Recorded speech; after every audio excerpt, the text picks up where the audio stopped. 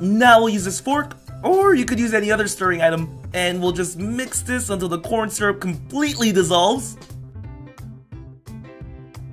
Okay, that should be good. We'll take this to the awesome stove and pour it into this pot. We'll need to pour in 2 packets of unflavored gelatin. Go ahead and do that. 2. And then we'll need 85 grams of Jell-O.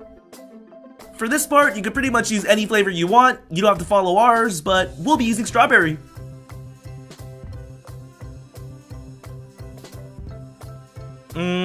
This is the good stuff.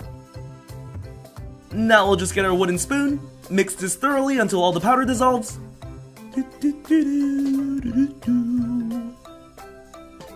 Keep stirring. Still need to stir it a bit more. We could still see a few chunks. Okay, once you get it to look like this, you could stop stirring and then turn the stove onto low heat. While we wait for that, our gummy tray, it pretty much feels like one of those rubber ice cube trays. This set also comes with this dropper tool, but we'll actually be using this condiment squeeze bottle. It'll be easier and faster to pour into the mold. So after about 5 to 10 minutes on low heat, your gummy syrup should be ready. The texture should look something like this.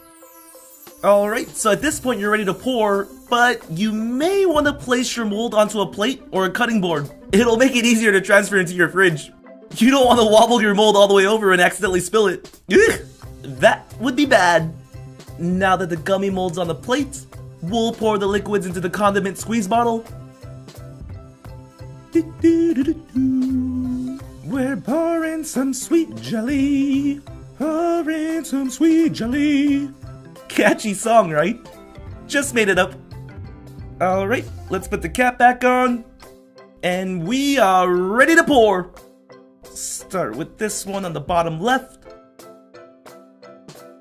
If you guys are using a condiment squeeze bottle too, be sure not to squeeze too hard. It might overflow. You want to just gently squeeze it. And if you're using the dropper, it might take a little longer, but the gummies will still taste the same. Okay, so I'm pretty much doing the same thing over and over again, so let's fast forward to near the end. Got a few more left. 3, 2, and 1.